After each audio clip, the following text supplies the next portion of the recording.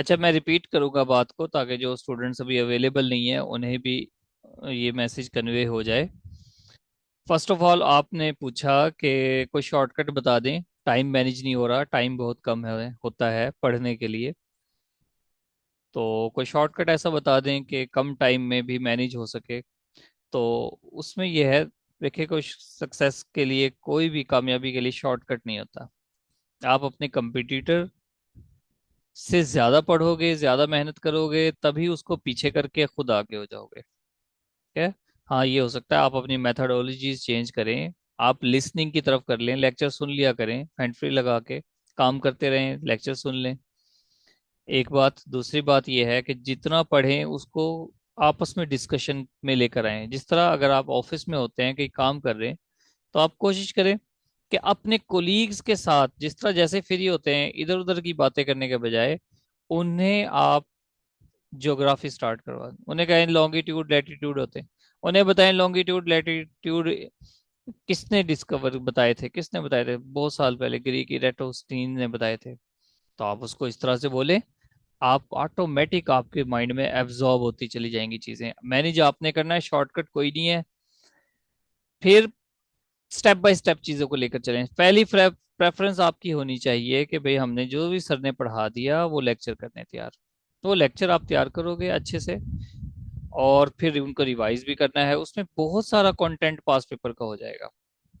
उसके बाद आपके पास पेपर की रूटीन होनी चाहिए कि पास पेपर थोड़ा बहुत जितने भी हो सके आप पढ़ोगे, पास पेपर अच्छी तरह से करते चले जाओ, और वो भी आपका डाटा बैंक बिल्डअप होता जाएगा।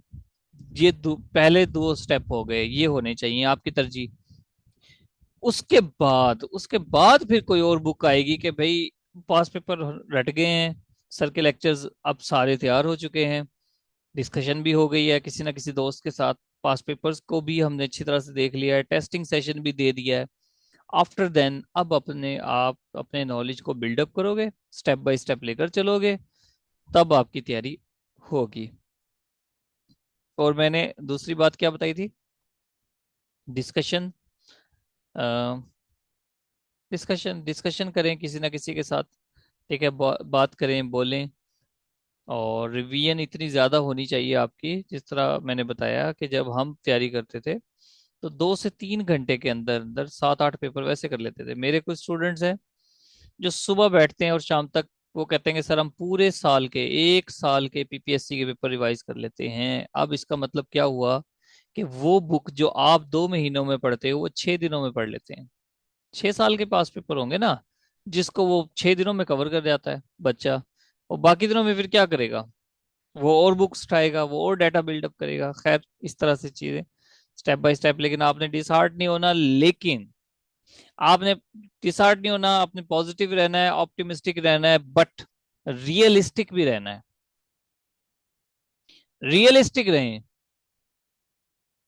साफ सी बात है, जो आपसे ज्यादा मेहनत कर रहा है वो आपसे ज्यादा डिजर्व करता है। अब आपने ये नहीं सोचना कि शॉर्टकट कौन सा लेकर चलूं, आपने ये सोचना है कि इस टाइम में किस तरह से मैनेज करूं।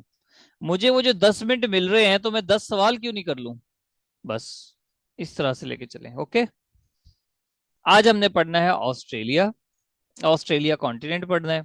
ये इसका फ्लैग है। इसके फ्लैग में 6 स्टार्स हैं। ठीक है, 6 स्टार्स हैं। वैसे देख लीजिएगा, अभी मेरे जहन में आया है कि ये 6 स्टार्स क्यों हैं, ये आपका सवाल है कि ऑस्ट्रेलिया के फ्लैग में 6 सितारे हैं, क्यों हैं, इसकी वजह तलाश कर लेना। आप देखना, लाजमी पूछा जा सकता है क्वेश्चन, क्योंकि यूनाइटेड स्टेट्स का पूछा हुआ है कि उसमें जो स्टार्स हैं उनका क्या मतलब है, तो ऑस्ट्रेलिया का भी पूछ ले कहीं पे। वैसे इसकी 6 स्टेट्स हैं एक्चुअली, तो हो एन मुमकिन है ये 6 स्टेट की वजह से ही ये 6 सितारे हों। 7 हैं, ये 6 है ना, 6, हाँ 6 हैं। ठीक है, जो मेन लैंड की स्टेट्स है ना, जो मेन लैंड स्टेट्स हैं, या बल्कि 6 ही हैं। तो ये स्टार्स का मतलब होगा, स्ट्रिप्स का भी कोई ना कोई मतलब होगा। अब हमने अंटार्कटिका पढ़ लिया है। अंटार्कटिका से हम मूव करते हैं ऑस्ट्रेलिया की तरफ। ये ऑस्ट्रेलिया है। और यहाँ पर ये जो आप हिस्सा देखोगे थोड़ा सा ज्योग्राफी में, यहाँ मैप पर आए, ये अफ्रीका। ठीक है, ये अफ्रीका का ये वाला जो हिस्सा है ना, ये वाला, ये कहते हैं कि यहाँ पर इंसानी आबादी का आगाज हुआ था। और आप जितने बहुत सारे अंबिया कराम को आप पढ़ोगे तो ये यहाँ पर मिस्र की बात चलेगी, फलस्तीन की बात चलेगी, ये वाला हिस्सा है। ये अंबिया कराम ज्यादातर इसी एरिया में रहे हैं, और यहीं पर तालीम हुई। अंबिया कराम यहाँ पे रहने रहे हैं, इसका मतलब यह है कि आबादी ज्यादातर यहीं पर रही है। चुनाचा बहुत कुछ लोग यहाँ से ट्रेवल करके आहिस्ता आहिस्ता, या तो ये सारी बर्फ ही बर्फ थी, और यहाँ पर सदियों पुराने, तकरीबन 6500 साल पहले लोग यहाँ पर आबाद होना शुरू हो गए।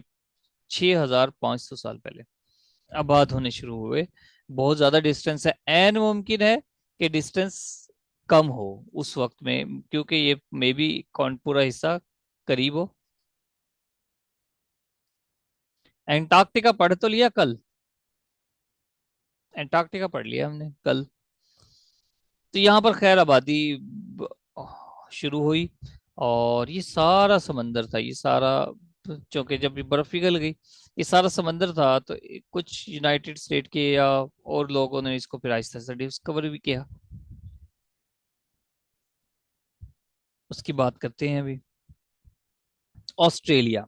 ऑस्ट्रेलिया एक ऐसा कंट्री है जिसका जो ऐसा कॉन्टिनेंट है जिसमें एक ही कंट्री है। ऑस्ट्रेलिया कॉन्टिनेंट कह लें या ऑस्ट्रेलिया कंट्री कह लें, एक ही बात है। इसका कैपिटल है कैनबेरा। और इसमें हम किस तरह से पढ़ते हैं भाई, ये आलिया है। आलिया ऑस्ट्रेलिया का क्या आप इमेज क्या है, आलिया। तो आलिया क्या है जी, कैनबेरा। बेरा कैन छोड़ दें तो ये क्या बनता, बहरी। बेरा बेरा यानी कि बहरी। तो आलिया बहरी है, बस ये समझ लें, आलिया बहरी है। तो आपने आलिया को बहरा के साथ कनेक्ट कर दिया, या आलिया को एक बहरा पसंद आ गया। बहरा कौन होता है, वो जो जिसको वेटर कहते हैं इंग्लिश में, वो उसके साथ फरार हो गई, या इस तरह कुछ भी बना ले। तो सिक्स लार्जेस्ट कंट्री है बाई एरिया, ये सिक्स लार्जेस्ट कंट्री है। तो फर्स्ट लार्जेस्ट, सबसे बड़ा दुनिया में फर्स्ट सबसे बड़ा कंट्री कौन सा है जी, कोई बताएगा, बाई एरिया।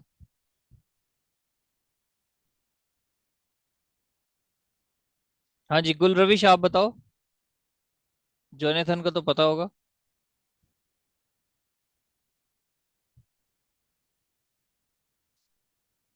सबसे बड़ा कंट्री रश अफ्रीका। जी, अफ्रीका। कंट्री की बात हो रही है, कंट्री की, कॉन्टिनेंट की नहीं, कंट्री की बात हो रही है।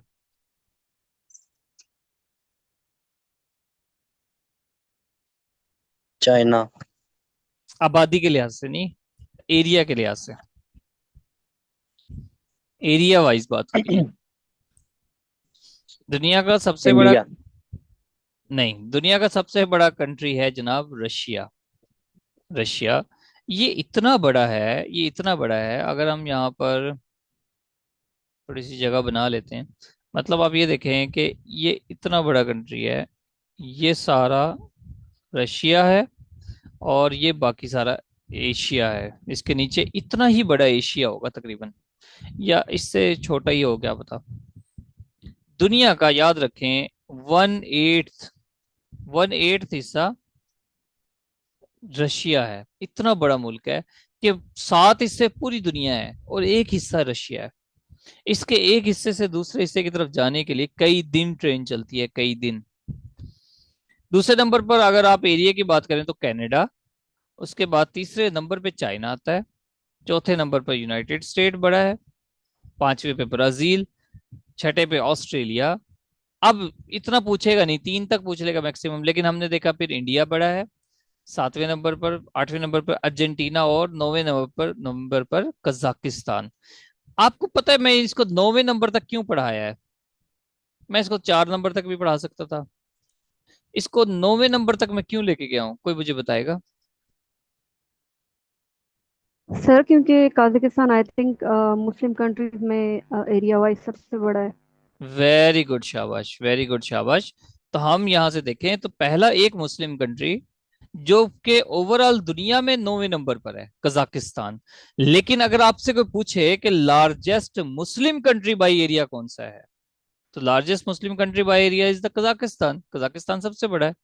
तो ये ओवरऑल दुनिया में 9वें नंबर पर है, वैसे देखें तो पहले नंबर पे है कजाकिस्तान मुस्लिम कंट्रीज में।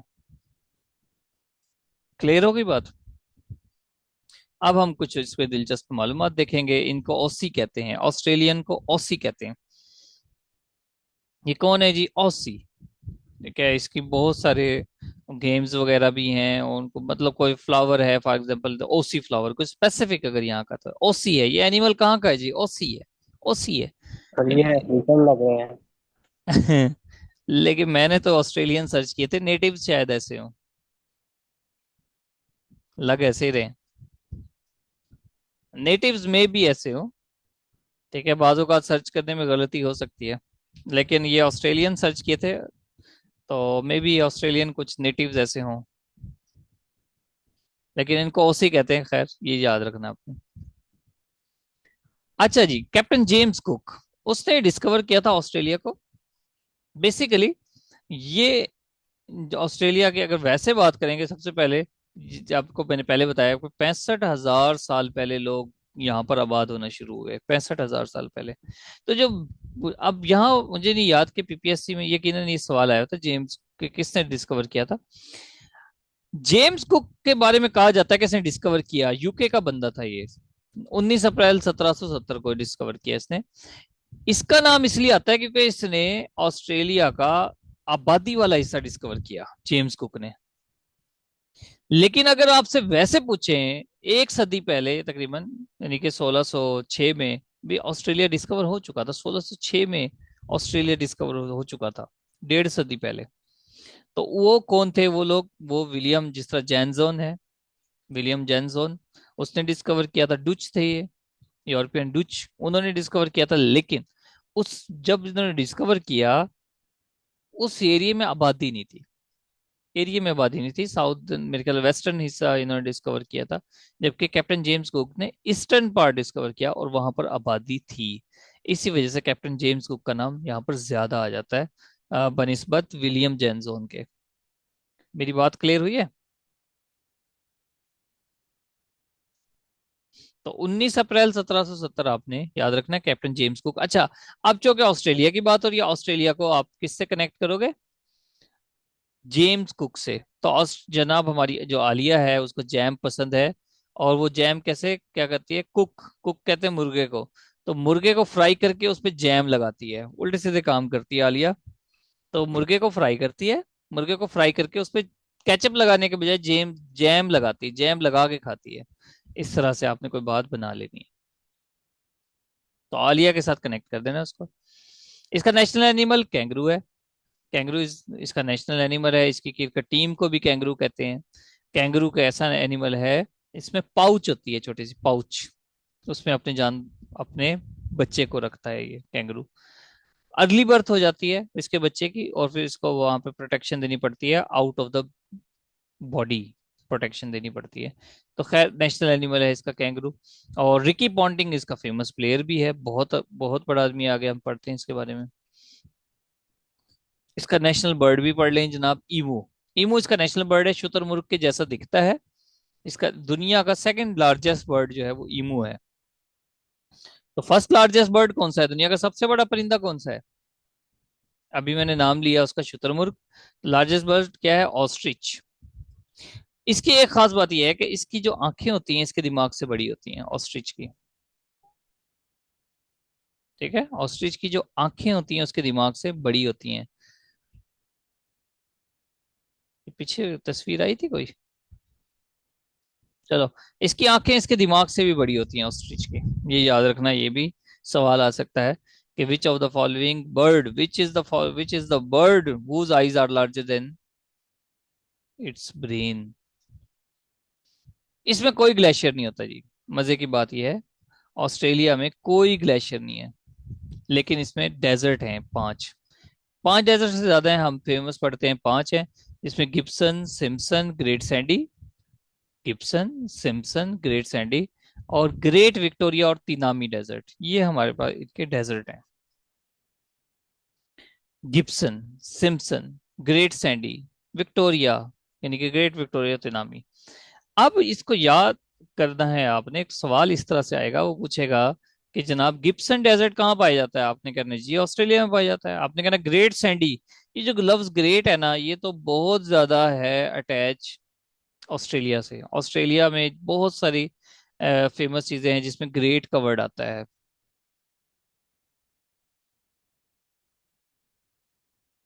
ठीक है, ग्रेट का वर्ड आता है।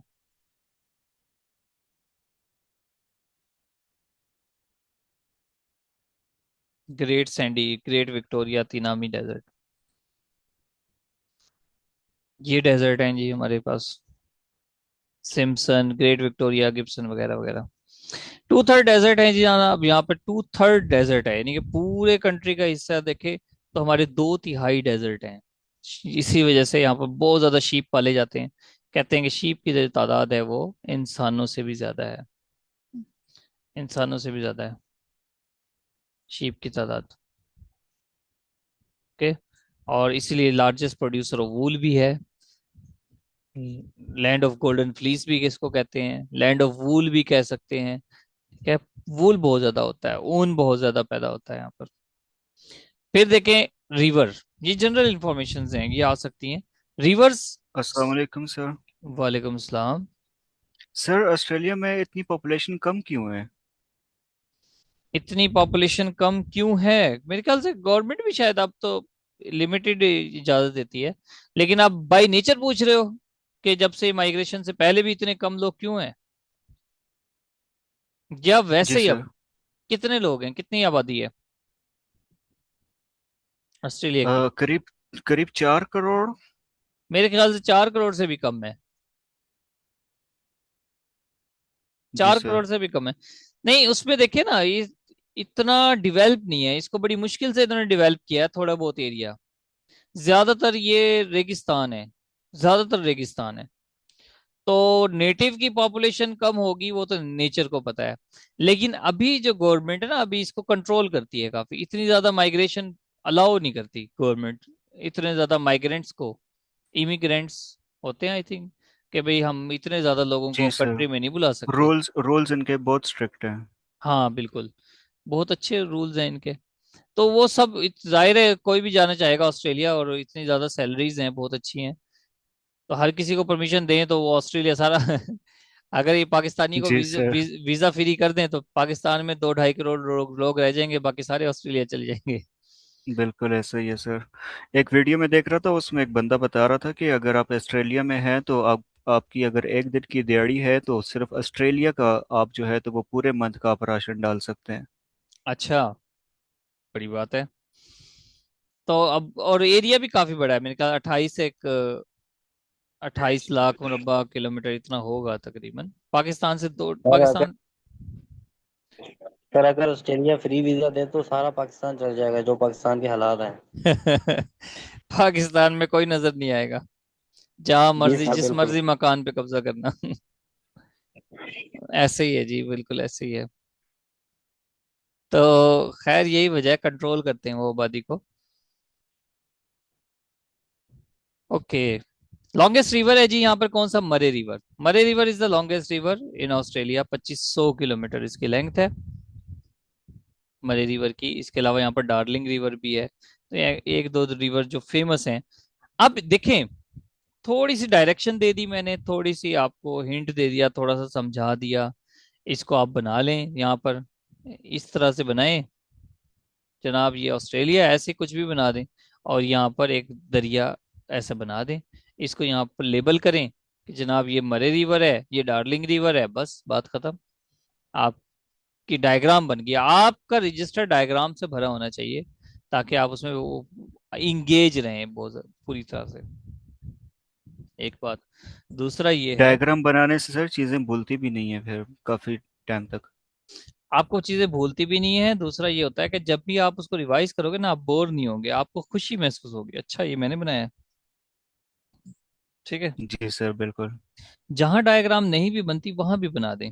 ठीक है, कोशिश करें हर चीज डायग्राम से तैयार करने की कोशिश करें। और दूसरा ये है, अब देखो 2 रिवर मैंने पढ़ा दिए हैं, बहुत सारे और भी होंगे, कुछ और भी कुछ फेमस होंगे यहाँ पर मे बी।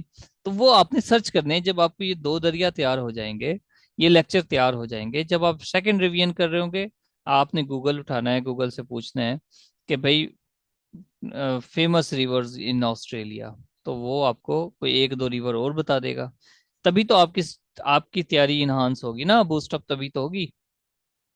इस तरह से तैयारी करनी है आपने, बढ़ाना है चीज़ों को। जी सर। ठीक है, और स्पेस दे दें, जिस तरह ही मैंने पढ़ा दिया फिर थोड़े स्पेस दे दें, 3 4 5 लाइन छोड़ दें। खैर, ग्रेट डिवाइडिंग रेंज है यहाँ पर। ग्रेट डिवाइडिंग रेंज क्या फेमस है जी? इसमें लार्जेस्ट माउंटेन रेंज है ऑस्ट्रेलिया में, 3500 किलोमीटर इसकी लेंथ है। लार्जेस्ट माउंटेन रेंज ऑस्ट्रेलिया की 3500 किलोमीटर लेंथ है। फिर माउंट कोशुजिको यहाँ पर है, माउंट कोशुजिको, ये हाईएस्ट माउंटेन है। तो माउंटेन रेंज कौन सी है, उसकी लेंथ कितनी है, उसका हाईएस्ट माउंटेन कौन सा है, सब याद रखना है। ठीक है, 3500 किलोमीटर ये बता दिया। अब ये थर्ड लार्जेस्ट है इनफैक्ट, जो ग्रेट डिवाइडिंग रेंज है, is the third largest range in the world, आपको पहले बता चुके हैं। तो फर्स्ट कौन सी है? Andes. Andes is the first longest mountain range. किसकी लेंथ है? 7000 किलोमीटर। आप में से कोई बताएगा सेकंड लॉन्गेस्ट कौन सी है? Sir Rocky mountains. Rocky mountains, very good, शाबाश। तो उसकी लेंथ कितनी है?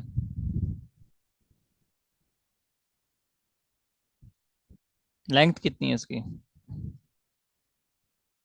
यस। हम्म, अच्छा चलो, 4800 किलोमीटर है।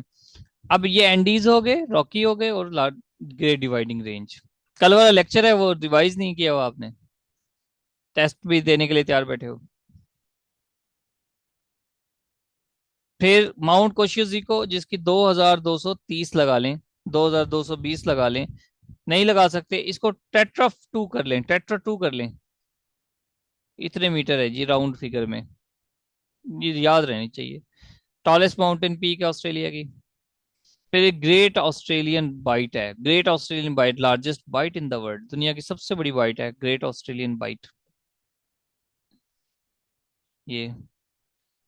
फिर Sydney, finest harbour and most beautiful city in the world, सबसे खूबसूरत सिटी है दुनिया का, फाइनेस्ट हार्बर है। मेलबोर्न क्रिकेट स्टेडियम भी है यहाँ पर, second largest cricket stadium in the world. Melbourne second largest, कभी ये दुनिया का सबसे बड़ा क्रिकेट स्टेडियम हुआ करता था, लेकिन अभी ये सेकंड लार्जेस्ट है।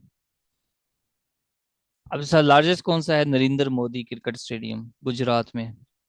नरेंद्र मोदी क्रिकेट स्टेडियम अब लार्जेस्ट है, ये याद रखें।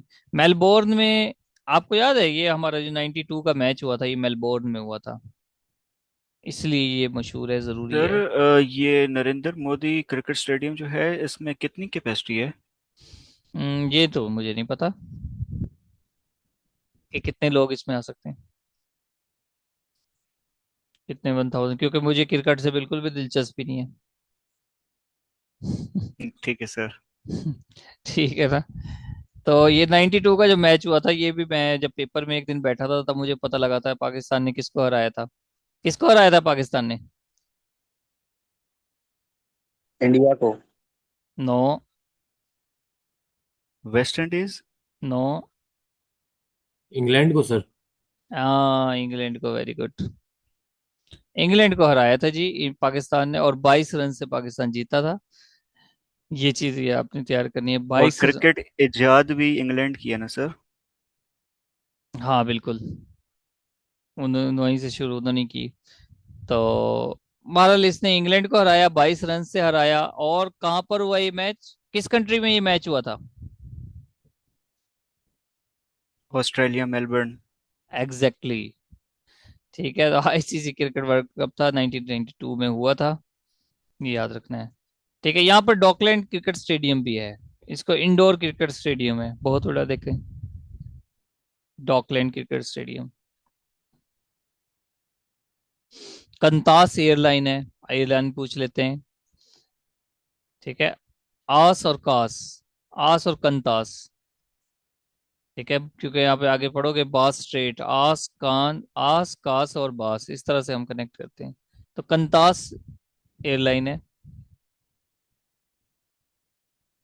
ठीक है, अगर आपने इसको थोड़ा और मॉडिफाई करना, आलिया के साथ जोड़ना है किसी भी तरह से, कान, आलिया के कान, आलिया ताश खेलती है, बैठे बैठे कुछ भी बनाए। ठीक है, आलिया के कान सिले हुए नहीं है, ऐसे बैठे बैठे सोचते रहेंगे क्या बनाना चाहिए, आपको हंसी आएगी और सोच सोच के कि मैंने अच्छा ऐसा बनाया था। फेमस एयरलाइन है। फिर यहाँ पर 2019-20 की बात है, मिड 2019 और से लेके स्टार्ट ऑफ 20, आग लगी थी बहुत ज्यादा ऑस्ट्रेलिया में, फायर्स। उसको ब्लैक समर कहते हैं, ब्लैक समर। इतनी ज्यादा बात तो नहीं हुई थी, तकरीबन 33, लेकिन बहुत बड़ा एरिया, कई लाखों एकड़ एरिया जो ना ये जल गया था। ये आपको ये नजर आ रहा होगा कि ये आग यहाँ भी फैली हुई है, इस हिस्से में असल में ये आग ये फैली हुई है। 2020 के शुरू तक ये काफी महीने रही, तो ये पूछ लिया देखो उसने। उसका नाम क्या है जी? Black Summer. ब्लैक समर को कह दिया, अफसोस कि ब्लैक कहते हैं अफसोस में। Famous personalities, Julian Assange. Julian Assange जनाब विकीलीक्स का फाउंडर है। विकीलीक्स क्या थी? इस बंदे ने, जूलियन असेंज, जो ऑस्ट्रेलियन था, एक कंपनी बना दी, मीडिया कंपनी, 2006 में। अब 2006 से 2010 तक तो सही चलता रहा। इसके बाद 2010 में इसने यूनाइटेड स्टेट्स की मिलिट्री और डिप्लोमेटिक डॉक्यूमेंटेशन को ओपन कर दिया। ठीक है, इसने बताया कि जनाब इन्होंने अफगान वार में, इराक वार में बड़े जुल्म ढाए हैं, सिविलियंस को मारा है। ठीक है, इराक वार लॉग्स, इराक वार लॉग्स के नाम से और अफगान वार डायरी, इसके नाम से इस बंदे ने उनकी लीक्स कर दी, उनको ओपन कर दिया यूनाइटेड स्टेट पे। तो यूनाइटेड स्टेट्स पे इल्जाम आ गया, जाहिर है। फिर क्या हुआ, उसने एक मरतबा यूके की मदद से भी इसको गिरफ्तार कर लिया गया 2019 में। 5 साल ही जेल में रहा, जून 2024 में इसको रिलीज किया गया, जून ऑस्ट्रेलिया 2024 में में। से गिरफ्तार किया था सर? नहीं नहीं, यूके में, इक्वाडोर, आई थिंक इक्वाडोर में किया था कि इस तरह से, कोई और कंट्री, ऑस्ट्रेलिया में नहीं था, ये किसी और कंट्री में था। ठीक है, इक्वाडोर में था या किसी और में। ठीक है, तो वहां से फिर इसको गिरफ्तार कर लिया गया। बाद में फिर इसने मिन्नत वगैरह की, सॉरी कही, और फिर उनको कहा अच्छा चलो जी, आइंदा नहीं ऐसी हरकत करनी, सबक मिल गया है। इसके पैसे वगैरह काफी जब्त कर लिए थे। WikiLeaks platform, famous publishing classified documents, founded by home Julian Assange. Ricky Ponting बहुत बड़ा, इसको कहते हैं कि सबसे बड़ा हिस्ट्री में मोस्ट सक्सेसफुल कैप्टन है जी इन द हिस्ट्री। 220 विंस किए मैच इसने, 220 विंस। 4 आईसीसी ट्रॉफीज लेकर आया, 2 वर्ल्ड कप की और 2 चैंपियंस ट्रॉफी लेकर आया ये बंदा। ठीक है, तो ये रिकी पॉन्टिंग का पूछते हैं। क्लास खत्म हो जाए तो आपने दोबारा से ज्वाइन करना है। चलें जी, क्विज बताएं। Capital of Australia.